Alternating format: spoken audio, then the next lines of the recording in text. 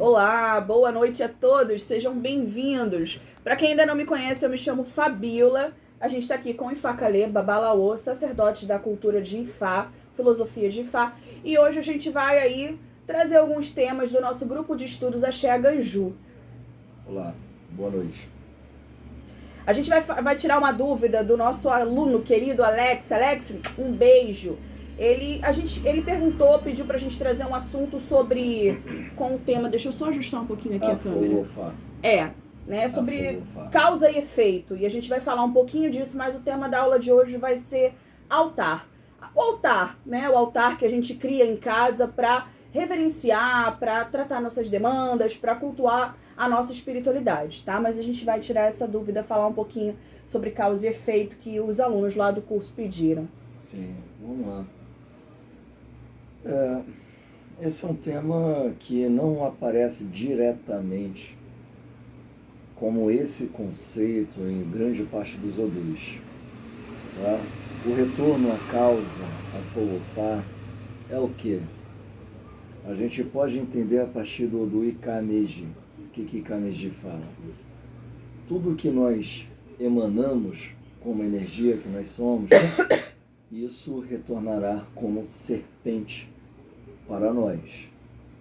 Então, é preciso estabilizar a nossa natureza através do nosso Iwa, a nossa essência, através do nosso Ara, nosso corpo, a saúde, bons hábitos, estabilizar o nosso Ori, a nossa cabeça, a nossa consciência, para que toda essa energia que parte possa retornar dentro de bênçãos no sentido de prosperidade, no sentido de saúde, no sentido de felicidade. Então, considerando, por exemplo, Odu e Kameji, toda a nossa relação no conceito de retorno à causa e efeito, ela é muito dinâmica o tempo todo e não tem essa visão do karma que algumas religiões ocidentais trazem, sabe? Que você está passando o karma e tudo mais, até porque nós não lidamos com karma, nós lidamos com pactos. Tudo que nós passamos aqui foi definido por cada pessoa, por cada ser humano antes de vir para a Terra. Tanto é que muitos dos versos que falam sobre Orumilá, que falam sobre os Odus de Ifá, falam do quê? Das revelações que foram feitas no Orum, no plano espiritual, e que se repetiram aqui na Terra pelos babalaôs da Terra. Ou seja, os babalaôs do plano espiritual, os sacerdotes do plano espiritual, fizeram divinação para Orumilá, para as diversas divindades, antes delas partirem para a Terra, e aqui na Terra elas foram apenas lembradas daquilo que já tinha sido revelado no plano espiritual. Ou seja, muitos dos caminhos dos Odus, das revelações do oráculo, são repetições daquilo que já foi manifestado no plano espiritual. Então, quando a gente recebe uma orientação, por isso que o oráculo de Ifá, ele tem força de sentença. O oráculo de Ifá, ele tem um peso de sentença, precisa ser cumprido.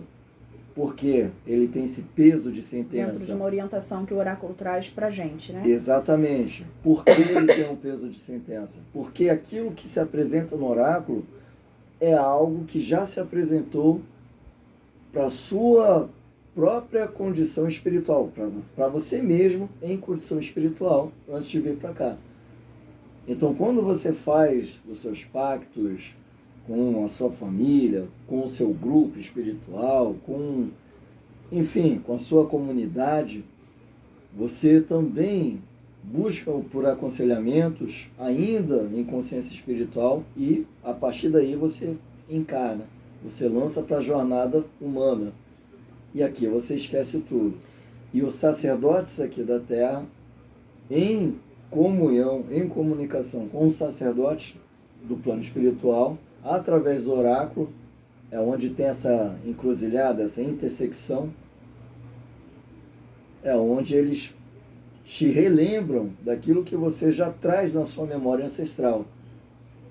E ao te relembrar, através do oráculo, é onde você basta o quê? Cumprir com aquilo que você já pactuou a nível de destino.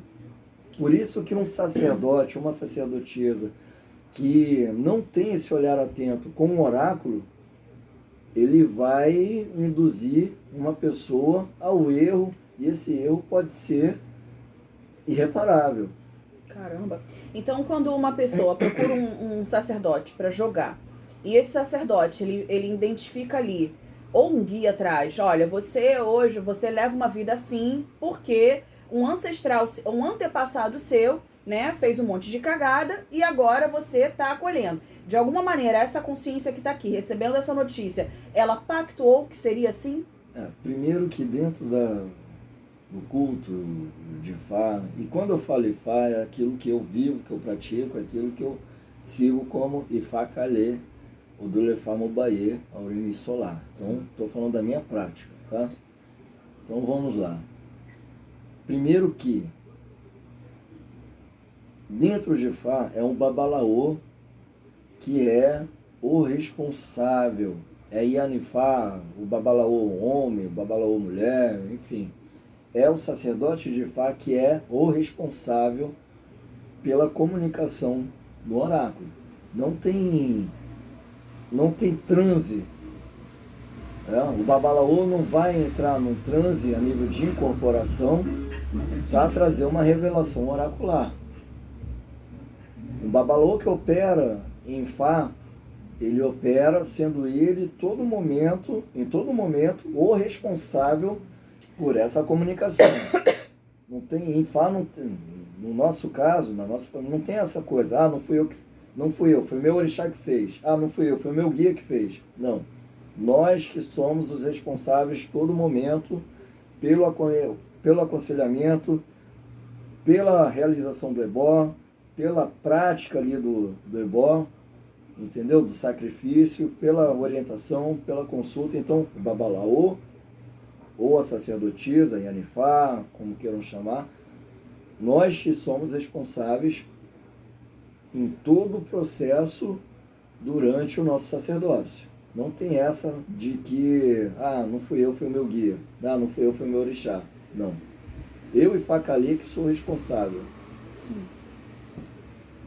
E quando a gente, ainda dentro da pergunta, quando o consulente recebe essa notícia, ó, está passando por essa situação, porque um antepassado seu fez algo e você está colhendo ainda, você, seus filhos, e não houver uma intervenção, aquela situação ali que a gente poderia chamar de karma, ela não é cortada. De alguma maneira, esse indivíduo, esse consulente, ele está vivendo isso porque ele mesmo pactuou e agora, através do oráculo, ele está recebendo essa revelação? Seria isso? Tudo parte da força da palavra. E aí é onde vem Ikameji novamente. Porque Ikameji fala da força do Ofó. O que é o Ofó? A palavra, esse né? compromisso e essa forma de gerar a realidade a partir da palavra. Então tudo parte do pacto.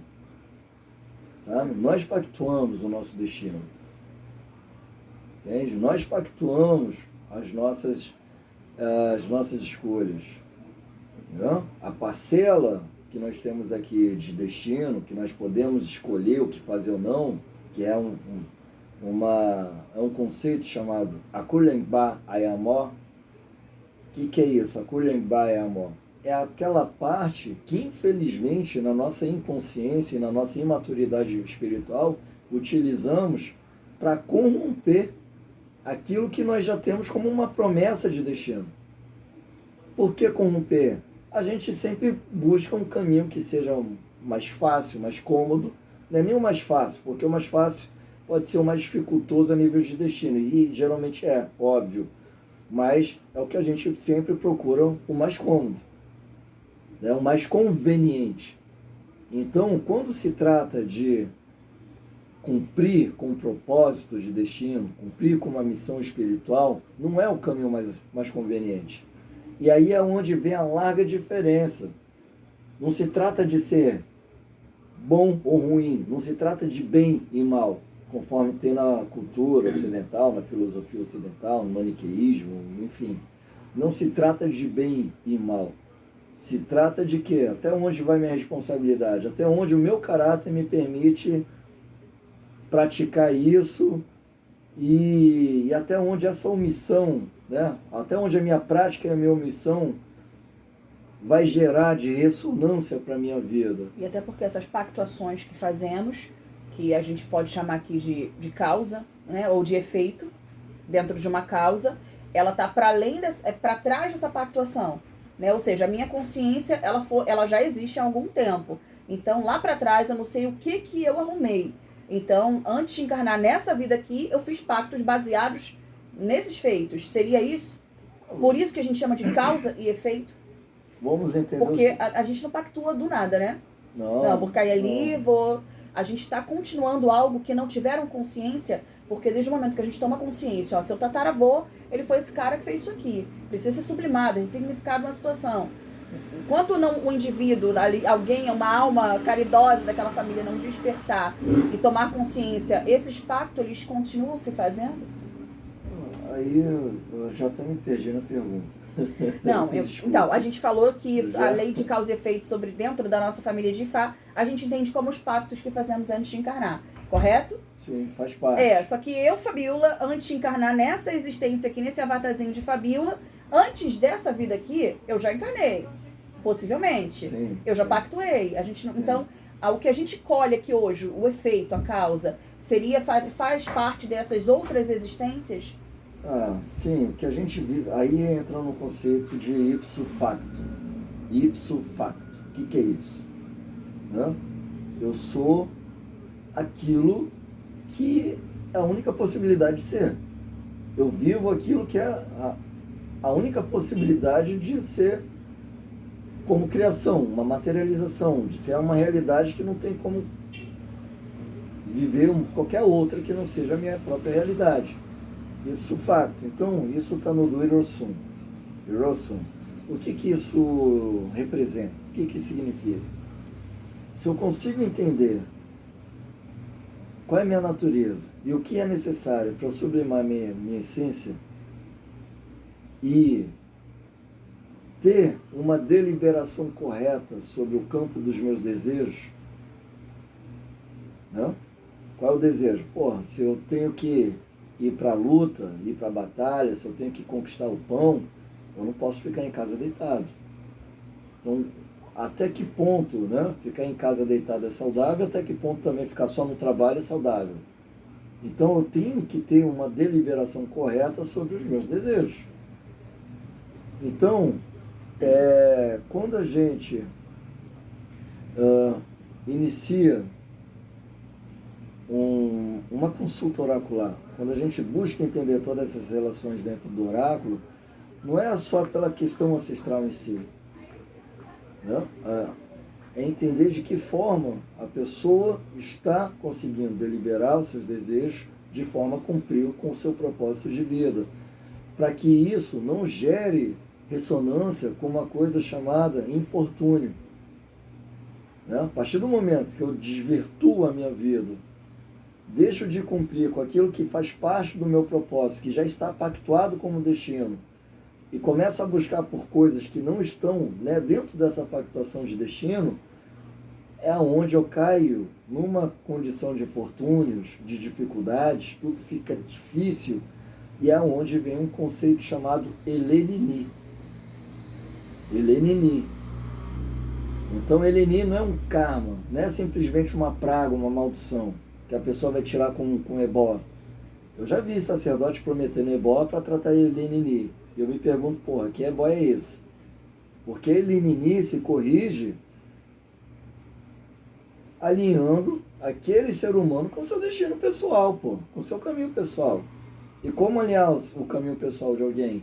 Cuidando de Ori, cuidando de Exu, cuidando da ancestralidade, seja, não é um ebole, não vai resolver, né? Algo que precisa ser observado por um sacerdote. Porra, aí pega um cara, eu vou fazer um ebó para ele Nini. Porra, que ebó é esse? Eu vou fazer um ebó para ele Nini.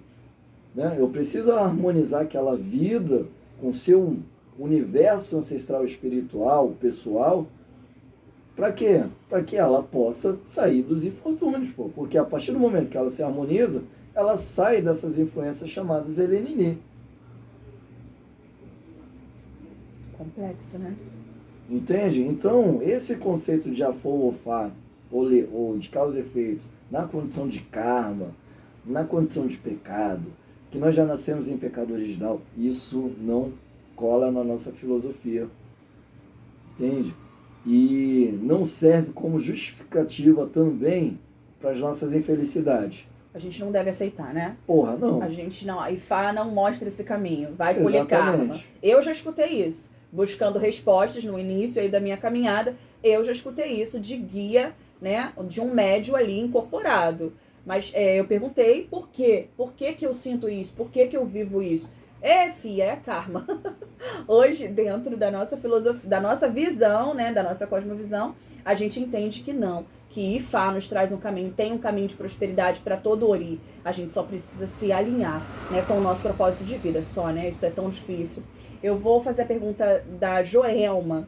Ela quer saber se dentro da tradição iorubá, a condição da mediunidade de um indivíduo está relacionado com a prática de magia negativa que ele teve em outras existências.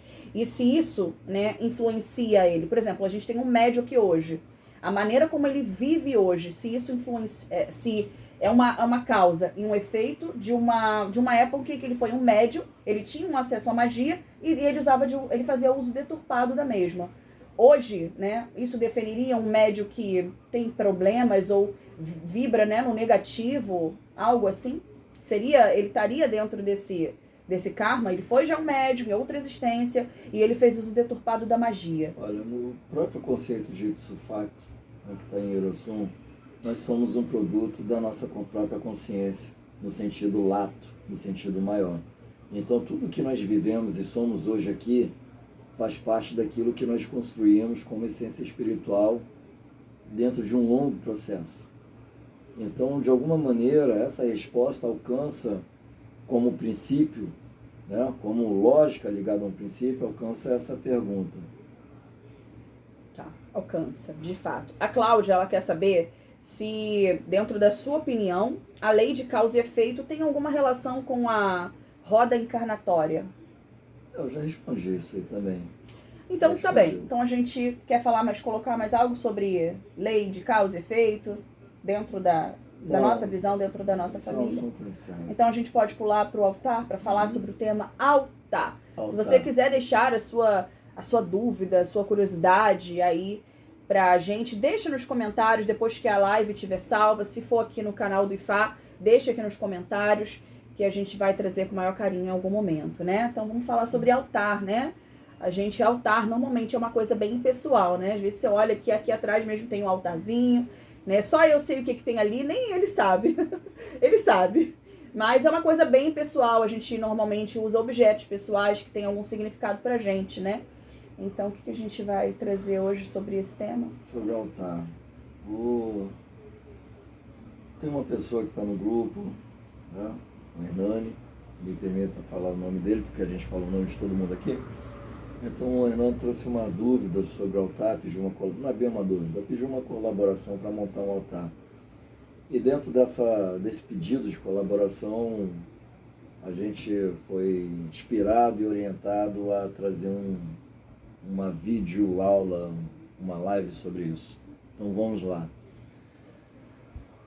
É uma confusão terrível, terrível, porque quando a gente pega a forma que o conhecimento é trabalhado, é onde no Brasil se diz, não tem alho nem bugalho. E aí se entende baralho, sabe? Para não falar o português claro. Então, é uma confusão dos diabos, porque sempre vai ter um sabichão, sabe? Um sábio definindo o que é certo, o que é errado, o que é certo, o que é errado. Se acender vela dentro de casa é certo, acender vela dentro de casa é errado. E, porra, é uma confusão, mas ninguém fala de princípios. Ninguém explica princípios. Porra, isso enche o saco, tem hora. Tu tá querendo ver uma piada e aparece um raio do macumbeiro de plantão falando qualquer coisa aí na internet. Então, vamos lá. Para eu montar um altar, o que significa um altar? Isso é a primeira coisa que eu tenho que saber. Pô, eu vou montar um altar, mas o que significa um altar? Porque no latim, o altar tem um significado. No hebraico, o altar tem outro significado. No grego, se repete em parte o significado hebraico. Então,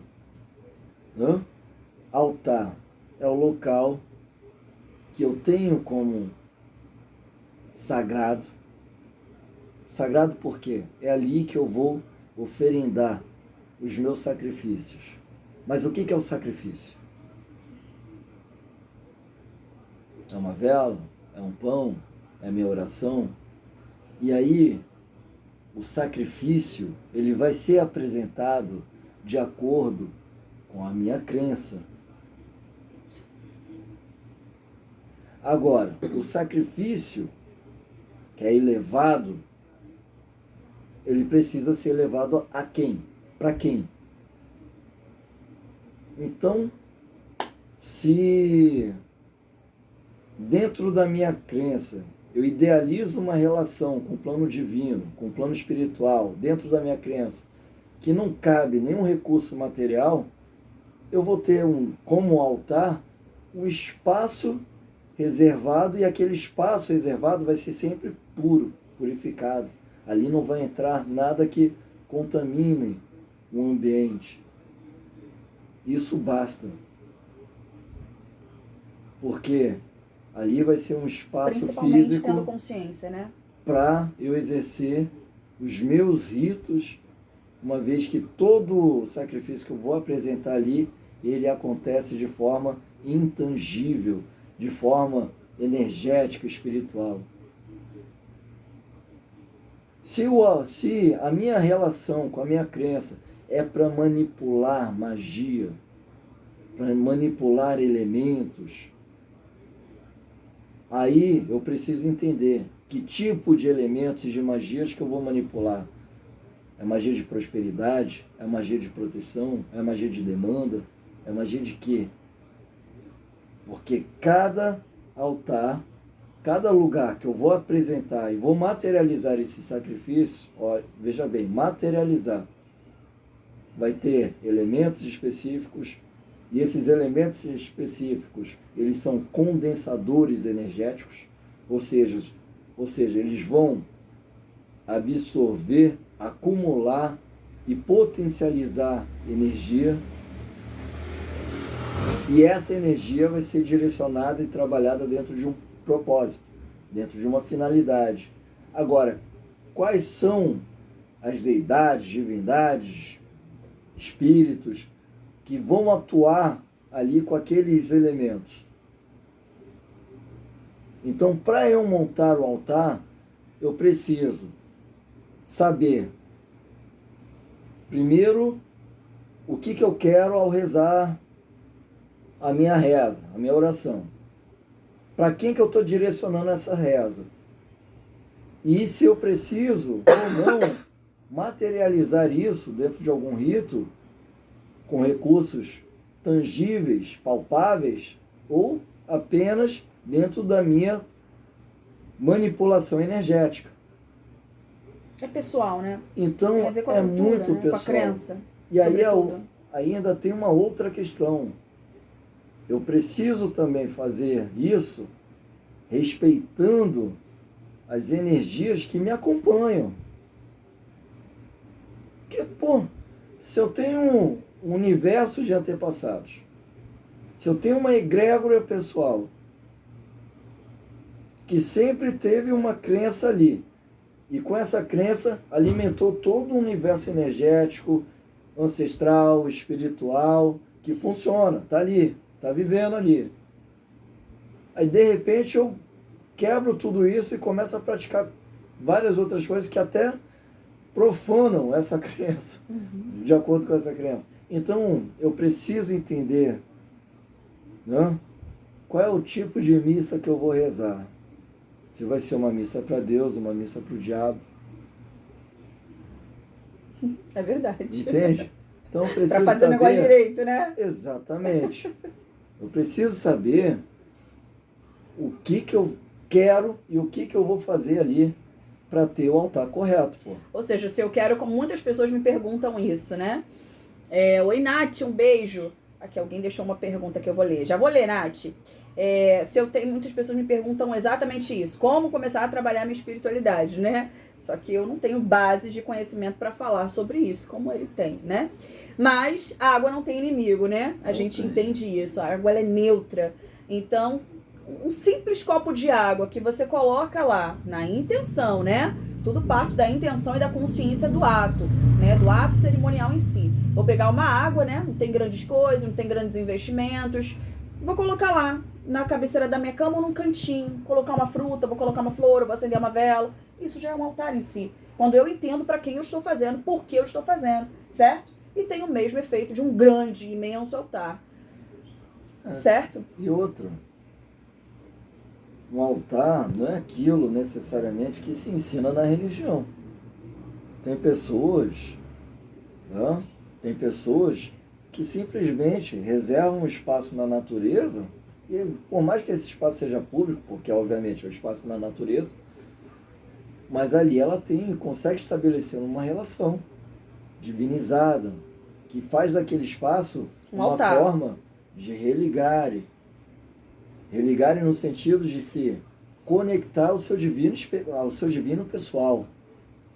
Isso é um altar. Sim. Isso é um altar.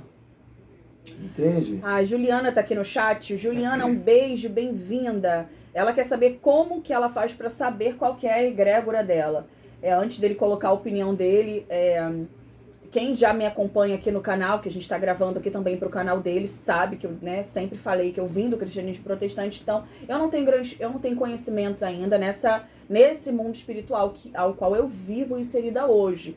Mas eu sempre busquei praticar um menos que é mais. Não é que resolveu a minha vida, né? Porque é um conjunto de situações que a gente precisa prestar atenção. Mas, de fato, prestar atenção no menos que é mais, como falar, né? Como ter consciência de pequenos atos, isso ajuda bastante, viu? A pergunta da Juliana. Tá, eu me perdi. Eu ia falar sobre isso, né? Eu não sei quem são os meus guias que me acompanham, né? Então, como eu faço? Eu, Fabiola, faço assim, tá? Eu me refiro à espiritualidade num todo. E quando eu reverencio, quando eu canto, quando eu louvo, eu faço de tudo aqui em casa. Uma comida que eu faço, né? A casa que eu arrumo, que eu adorno, tudo, um cheirinho que eu coloque, tudo isso é para glorificar a espiritualidade que está para nos guardar, para nos proteger, para nos abençoar, tá? Então, eu faço assim, independente do conhecimento da egrégora que acompanha você, tá? É só uma dica pessoal. Então, respondendo a pergunta da Juliana, como que ela faz para conhecer a própria egrégora, para que ela direcione, por exemplo, um altar? Tudo bem. Bom, eu vou falar de alguns exemplos muito básicos. A água é o elemento condutor de todas as coisas, não ofende nenhum tipo de consciência física espiritual. Tá? Então, a partir do momento que eu verbalizar, conforme eu já expliquei, no Odu e Kameji, fala do nosso foco, da força da nossa palavra, do poder do pacto. Então, a partir do momento que eu começo a verbalizar coisas para quem já me acompanha, já me conhece, para quem eu também conheço dentro de uma relação muito íntima e muito profunda, porque as egrégoras são estabelecidas por ressonância, por afinidade, então eu posso pedir para que essa egrégora que me acompanha comece a me trazer sinais, seja em sonhos, seja em revelações que possam me alcançar a partir de outras pessoas, enfim. Mas eu começo a pedir para que eles se apresentem para mim. Não precisa de uma grande cerimônia para pedir. Basta que você pare, tenha tenha consciência do que você está fazendo e peça. Ou simplesmente, né? Simplesmente, onde eu retorno a água. Simplesmente, eu posso fazer o quê? Apenas ofertar uma água à minha egrégora pessoal, pedindo que ali deposite todas as bênçãos, todas as coisas boas, toda a medicina espiritual, energética que eu preciso para minha cabeça, para o meu corpo, para o meu espírito. E aí, ao acordar pela manhã, eu tomo aquela água. Não precisa de grandes coisas. Obviamente, dentro de Fá, nós temos todo um culto ligado às Egbel-Rum, Amon Egbel-Rum, às diversas Ebés, aos diversos grupos, relações espirituais, mas são... é uma relação iniciática, é uma relação espiritual, xamânica, tradicional, muito profunda para tratar e corrigir e potencializar também toda essa troca que acontece entre um ser encarnado com a sua egrégora pessoal. Mas geralmente as pessoas que procuram mais esses sacerdotes para tratar de Egbel-Rum são pessoas que estão em dissonância, principalmente entre o campo emocional e o campo psíquico. Tá? Então, as pessoas que estão sempre num contexto de infelicidade, sempre sendo acometidas por depressão, por perseguições e sonhos, geralmente são essas pessoas que procuram mais os sacerdotes para cuidar de Egbel-Rum. Se não há nenhum tipo de situação assim, se a vida está caminhando bem, se está caminhando com tranquilidade, essa medicina apenas com a água e o pedido, a palavra direcionada corretamente, dentro de uma boa intenção, já é o suficiente. Tá? Então, para quem não tem um altar com imagens, porque eu ainda não sei se eu cultuo cigano, exu, pombogira, enfim, um copo d'água. Um copo d'água é suficiente todos os dias, pedindo para que a egrégora, né, cuide, se manifeste, se revele. De manhã toma o copo d'água. Porque como egrégora a gente pode entender antepassado, a gente Sim. pode entender culturas que a gente nem conhece no Ocidente, no Oriente. Enfim, egrégora é aquele conjunto espiritual, energético que mais tem similaridade e afinidade comigo. Agora, se a pessoa está enfrentando doenças recorrentes, situações de dificuldade que ela não sabe nem explicar, use essa mesma água para pedir, né, também para eliminação desses problemas, desses males, e pedir, de fato, uma clareza, uma lucidez que venha sobre esses ataques. Eu tenho certeza que um pedido feito com o coração, com a alma, Fé, sabe, com fé, ele vai ser acatado por algum mentor, por alguma força espiritual, alguma consciência superior que irá atendê-lo e irá te ajudar a ter noção do que se passa com a sua própria vida aqui na Terra. E até porque a espiritualidade, ela conhece aqui o nosso coraçãozinho, né? A gente não esconde. Então, é um ato simples. E ainda que você faça sem muito conhecimento, não precisa mais. O que eu rezo? Fala em que língua? Fala na sua simplicidade, né? Um menos é mais, de fato. A Kátia, um beijo. Queria pedir licença, tá? Antes de entrar na pergunta da Kátia, falar que eu, como sacerdote, eu fico muito apreensivo quando eu vejo outros sacerdotes, outras pessoas se colocando na função de heróis, no sentido de que, né, que para você conhecer a sua egrégora pessoal, você precisa, a única opção que você tem é jogar e recorrer a um sacerdote. Mentira, não é. Tá? Não é. Você, se fosse assim, somente um sacerdote, uma sacerdotisa seria capaz de resolver algumas questões que está na pessoa, na própria pessoa, a chave de resolução. Exatamente. No caso, o próprio guia, né, que faz parte da egrégora, é que se manifesta para a pessoa se quiser. Certo? E pelo menos comigo foi assim. Ainda tem isso. Tem Pelo menos comigo foi assim. Foi não, né? Muito pouco se revelou. Algumas pessoas me perguntam, quem são seus guias de cabeça? Eu falo, Deus. Você é filha de quem? Deus. Sou filha de todo mundo. Porque pra mim eu não tenho essa coisa de fato. E pra mim, assim, tá, pessoal? É pessoal isso. A espiritualidade, em determinado momento, no sonho, alguém veio lá e falou assim, ó, nome tal. Aí agora, né, a gente tem um conhecimento oracular que permite a gente confirmar uma energia. Bom, tem alguém que faz parte da minha egrégora. Num outro momento que a minha consciência estava pronta para ouvir aquilo ali, veio um outro integrante dessa minha egrégora e disse, soprou um nome, sempre em sonhos, tá? E uma vez eu conheci uma senhorinha bem antiga num centro de Umbanda e ela disse isso para mim, Fia, seus guias que vão se revelar para você, se eles acharem que deve. E comigo foi assim. Não tô dizendo que se um babalaô, um sacerdote disser pra você, ó, você tem um orixá tal, ele tá mentindo não, tá, pessoal? Tô dizendo que pra mim funcionou assim. Porque egrégora vai muito além da noção de orixá e de guias. Também é importante frisar isso. Egrégora, são vários planos na casa do pai, não é assim que se diz na cultura cristã? E em fato também não é diferente. São 9 oruns. 9 níveis de planos espirituais e em cada plano, sabe-se lá. Mas sobre montarmos um altar, quando a gente monta um altar, no caso o copo de água pedindo para a nossa egrégora, que é quem está mais afinizado, essa egrégora desdobra energia alcançando o orixá, alcançando energias mais elevadas, que tiver necessidade, para além da nossa compreensão? Tudo que for um recurso da natureza e que tiver associado uma intenção ali, ela vai servir para a egrégora. Vai servir como um portal. Vai servir. Como uma ponte, né? Vai servir. Viu, pessoal? Então, uma fruta, a água, o fogo da vela, né? Tem que saber o que está fazendo. Tem que saber o que está fazendo. O mais seguro é a água. O mais seguro é a água, viu? Cuidado ao lançar elementos da natureza. Eu já fiz besteira, tá? A Kátia, um beijo.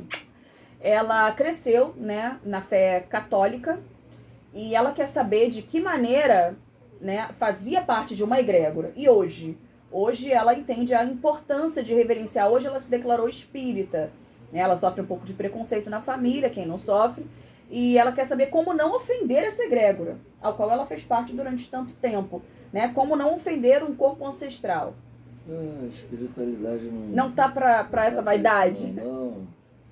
Pô, quantas são as intervenções que acontecem a partir do plano espiritual e você, nem eu, nem a Fabíola, nem ninguém fica sabendo. A espiritualidade trabalha muito no anonimato. Ela não precisa de nomes toda hora para ser evocada ou para fazer alguma coisa. Então não esquece, a espiritualidade não se aborrece com besteira. Nós somos crianças, só pelo fato da gente existir aqui numa condição transitória, evolutiva, todo momento a gente vai estar fazendo alguma coisa que, aos olhos de outros planos superiores, é uma cagada, é uma burrada.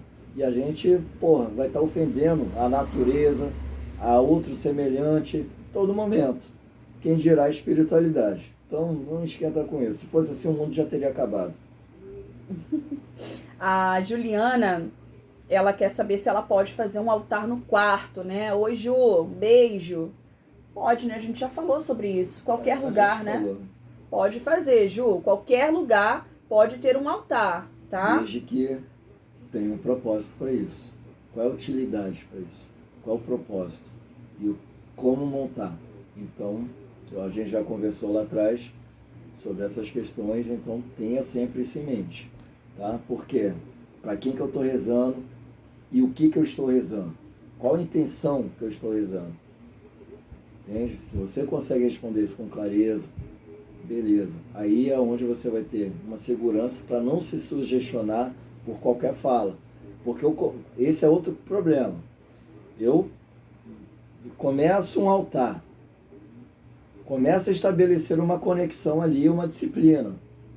Começo a pactuar com a minha egrégora, com a minha energia, sempre com um rito ali que vai ganhando força. Simplesmente eu vejo uma outra figura, de uma outra cultura, de uma outra vertente, seja lá do que for, falando que aquilo é errado, e como eu não tenho base naquilo, eu me sugestiono. E aí eu deixo de fazer e aí é onde eu bagunço com tudo. Bagunça com tudo. Então, fique atento sobre isso. A Juliana disse que também cresceu na fé cristã protestante, né, Ju? E ela quer saber como se conectar, né? E o exemplo que o Luiz deu aqui, Ju, de fato, né? Na verdade, você nem precisaria do copo de água, mas eu acho que a gente tem algo que a gente possa ver ali, olha, estou movimentando a minha espiritualidade, né? Chamando a egrégora dela, né? Porque a mulher, ela já tem um fio terrão, na minha opinião, né? Uma comunicação bem direta com a espiritualidade. Fique atenta aos seus sonhos, né? Os sonhos, eles são uma maneira da espiritualidade se revelar a nós. Fique atenta a cada atitude sua, né? A forma como vivemos, eu acho que ela ajuda nessa comunicação, tá? Na minha opinião. Então, né, Luiz? Um copo de água todos os dias, pedindo aí para comunicação, para estreitar laços com a sua egrégora, já é um começo, né? E que essa água seja um remédio, né? E que essa água seja um remédio. Principalmente isso. E é isso, sim, há muitas moradas na casa do Pai, na espiritualidade, né? Axé. E sobre, quer falar mais algo? Sobre, eu gosto dos ciganos, eu gosto da energia cigana, comprei 2 imagens, quero fazer um altarzinho, problema nenhum, né? Aí depende. Depende? Ó, tá vendo? Depende, porque, beleza, eu vou comprar simplesmente porque eu vi, gostei e achei bacana e bonito, beleza. Pego, consagro aquilo ali e começo a cuidar e simplesmente eu posso entender que aquilo não é minha praia. E aí eu vou fazer o quê? Entende? Então tudo tem que ser com um propósito. Tudo Qual tem que ter o propósito? porquê, né? O porquê. Não é simplesmente porque eu achei bonito e belo. Não, Sim. qual o propósito? Sim. Né? Quando eu comecei a jogar tarô, até então eu não via necessidade de ter um altar, tá, pessoal? Não via necessidade. Tendo em vista que o meu cantinho que eu guardava as minhas coisas, pra mim era sagrado. Ali eu acendia vela, um incenso, eu deixava sempre limpo. Na minha ignorância e inocência, eu limpava ali o lugar energeticamente. Ali eu fazia as minhas preces, então ali era um lugar sagrado. Eu não sentava de qualquer maneira, suja, bagunçada, e eu não deixava barulho ali, bagunça. Então pra mim ali era um altar.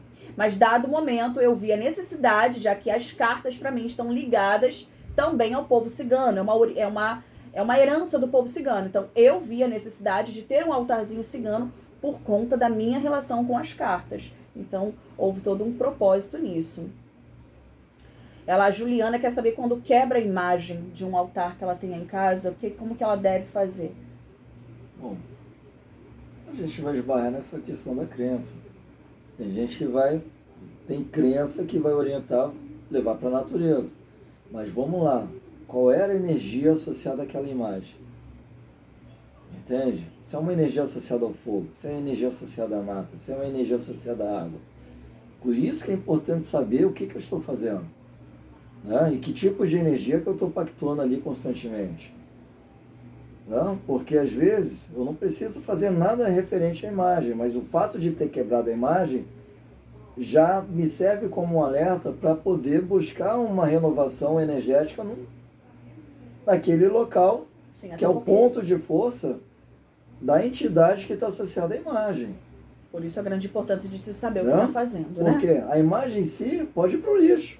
Sim. É só um objeto, né? É um objeto, mas eu preciso buscar no ponto de força dessa entidade o rito correto para trazer aquela energia correta para a minha vida. E normalmente é um elemento da natureza. E posso botar uma imagem num lugar sem problema algum. Então é por isso que é importante entender como estabelecer essa relação, porque uma vez estabelecida, a consciência espiritual sabe qual é o seu nível de conhecimento, seu nível de ignorância, seu nível de pureza, quais são as suas intenções. Sim. E vai saber te intuir para aquilo que é o mais adequado. Por isso que eu falo, vou repetir novamente, o mais adequado não é aquilo que vai sair da boca do sacerdote sabichão. O mais adequado é aquilo que a consciência espiritual que está ali acoplada e te alimentando nessa relação vai te intuir. Vai te intuir, né? Ou vai te apresentar se você tiver algum domínio no oráculo, qualquer que seja o oráculo. né? Ou No até caso em da sonho, Kátia. qualquer caminho. Né? Ela disse que ela não se prende muito a essa coisa de criar um altar com objetos físicos, né? Porque ela tem uma comunicação mais interna e pessoal com a egrégora dela. Então ela gosta de ficar na mata, ir lá, rezar, reverenciar e na água. Problema nenhum, né? Problema nenhum. Nós somos natureza, né? Nós somos natureza, então, né? A cabeça vai te orientar e vai te levar para aquele local que a sua natureza precisa mais. Tudo certo. E sobre eu vou já fazer a pergunta da Juliana, mas sobre, eu já escutei muito esse termo, somos um altar, né? Somos um altar vivo. O que você pode dizer pra gente sobre isso? Sobre sermos um altar vivo? Então, dentro de Fá, Ifá ensina um conceito chamado Ayapá. O que é isso? Integridade. Integridade que não está ligada a essa prática moralista que nós somos educados e adestrados a viver aqui na Terra. A integridade é de alcançar, de ascender tudo aquilo que nós somos como uma natureza divina. Então, nós estamos o tempo todo lutando a partir do aprimoramento moral, espiritual, a partir do nosso Iwá, da nossa essência, né? Porque é a essência que delibera a consciência. Não? Eu não vou pegar isso aqui escondido, se isso aqui não é meu, mesmo que não tenha ninguém me vendo, porque a minha essência me constrange, a minha essência me proíbe, a minha essência me faz eu me sentir mal. E por isso que a essência é tão importante, porque é a essência que regula a nossa consciência e os nossos atos. Então, nós buscamos sempre por Iwá. Essa é a forma de nos aprimorarmos enquanto altares medianos ali, sabe? Porque não adianta nada também eu ter um altar lindo, com imagens caríssimas, com elementos caríssimos ali, se eu sou um sepulcro caiado, né? Se eu sou um pão bolorento, né? Eu minto, eu não cuido do meu corpo, enfim, eu cometo atos ilícitos, né? Não faz sentido, né? Através de Iwá que nós alcançamos a Ayapá, a integridade. Mas essa simbiose com Ayapá, com integridade, esquece, não está nessa vida. Ela vai estar numa outra condição espiritual, numa outra condição que nós alcançaremos um dia, cumprindo com o nosso destino aqui na Terra. E daí a necessidade de não negarmos quem somos, os nossos próprios desejos, mas buscar entendê-los e buscar uma maneira de vencer, né? Vencer aos próprios desejos, né? Sobre um beijo, Kátia, a Juliana, ela quer saber se ela pode ter diferentes imagens no mesmo lugar. Tem um altarzinho ali com diferentes imagens. Volto a dizer.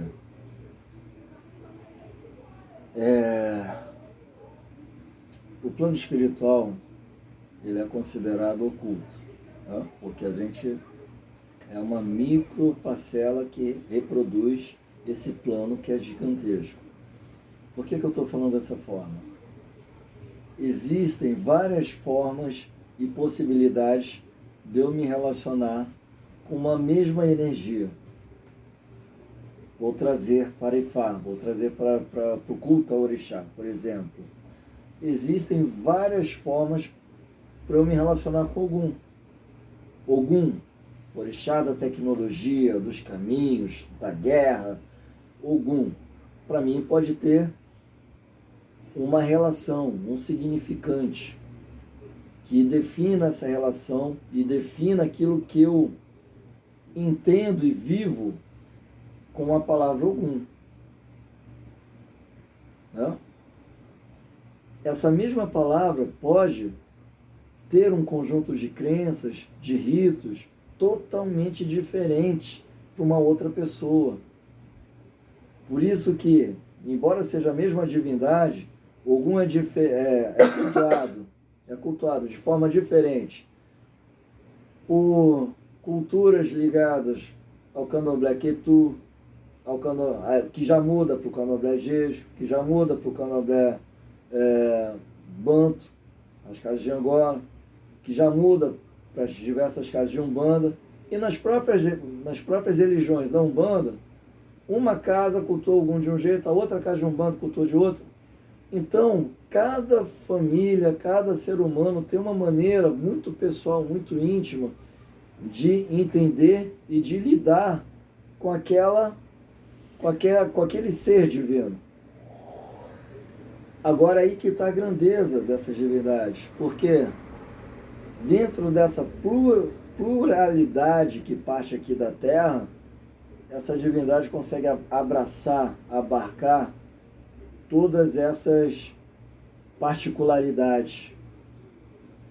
E se erguer um altar, né? Uma relação. Então, se você aprendeu a botar pão para algum e não cará, e está dando certo botar pão para algum, pô, tá tudo certo. Por mais que venha algum sacerdote, sabichão, uma sacerdotisa sabichona, que sabe de tudo, e fala, ó, isso aqui tá errado, pão não se põe para algum, não tem pão na África, põe cará. Pô, meu, mas você tá fazendo isso, estabeleceu uma relação, tá dando certo, Acabou. Você sente isso na tua alma, porra, continue. Entendeu? Continue. Então, é importante entender esse princípio aqui, para não ser sugestionada por falas que venham de terceiros. Isso é importante, né? Então a gente falou um pouquinho aqui sobre altar, sobre como criar um altar, e a gente entende que o altar é algo muito pessoal, que tem a ver com as suas crenças, tem a ver com a sua egrégora, tem a ver com a sua cultura. E para não arriscar, né, até que você tenha conhecimento dentro da sua própria identidade energética, o Ifakalele trouxe a dica do copo de água. Colocar aí o copinho de água, rezar a ele, pedir à egrégora que se revele, que se conecte com você, e tomar água de manhã, tendo consciência daquilo ali que você está pedindo, já é um passo, né? É um passo. Já é um passo. Quer colocar algo mais? A Kátia falou Iuá, com I, I-W-A, Iuá. Ah, sim, o caráter. Iuá, Iuá I-W-A. Pelé. Bom. Então é isso, gente. Então fiquem ligadinhos. Semana que vem tem aula novamente. A gente já vai deixar a live aqui para vocês deixarem as dúvidas pra gente estar tirando aqui durante a aula. Viu? Pro pessoal aqui que vai estar no canal do Ifakalele, um beijo e até a próxima aula. Achado.